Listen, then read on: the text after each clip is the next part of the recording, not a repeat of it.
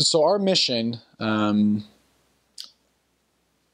my mission president. I thought the way he handled the mission, the way it was organized was just so great because we weren't so much focused on the numbers, the key indicators every week, even though it was important. But what we had were mission goals. And they happened every like 3 months. They lasted 3 to 4 months. And then we get a new one. And it was always centered on baptizing families, baptizing future leaders. The scripture is in John, when Christ called the apostles and said that your fruit should remain. And the scripture's not coming to me, but that was the big thing we focused on. Is when we baptized somebody, we wanted to make sure that they were going to stay in the church. And it is just a fact that when you can baptize a family, or what we called a future leader, someone who had a job, someone who spoke English, someone who was well grounded in life, those were the people who were really going to, once they came into the church, were going to stay.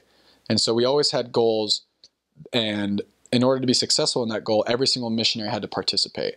And so my very first goal of being in the mission was baptize a family by Christmas. And that was like our gift to God. That was our present to him. And so, which was cool because we weren't focused about ourselves. We were focused on what would God do or what would Christ do if he were here? Because we are his representatives. And so every missionary had the opportunity to be part of baptizing a family because there wasn't one mission goal. I can't remember how many there were. There were at least 10. And we were successful in every single one. And there were no easy goals because they pushed us to the limits. I mean, there were some goals that we finished the day of, and it was like, we need a miracle to make this happen. And so,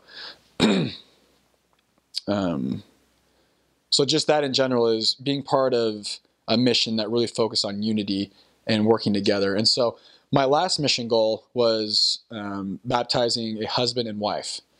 And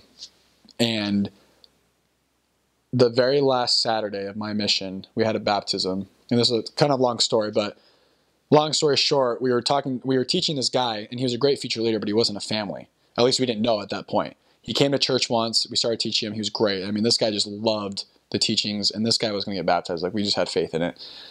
And then the next Sunday he came, I remember him saying, "Hey, can you guys teach my wife, after church?" And we're like, we didn't even know this guy was married. And so it just like blew us away that this guy was married and had 2 kids. The time we went and taught him at his house, apparently his wife and his 2 kids had gone to like visit his mother type thing. And so we just like didn't even think. And so it just like blew our minds that this awesome guy, I was actually married and had 2 kids. So it was like perfect. And the very last Saturday of my mission, we baptized that family. And it was like the coolest thing ever. We just loved working then. I loved my last area. And what's even cooler is 3 years later, today, through great old Facebook, was talking to another person we baptized and said, "Hey, do you know this man?" His name was Frank and Sarah. "Hey, do you know Frank?" And she said, "Yeah, Frank's the second counselor in the bishopric.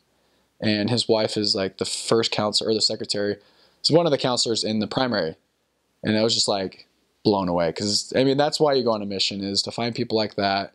And find fruit that will remain. And these are a family that has not only remained in the church, but are actively serving in great positions. And so I was like way excited about that.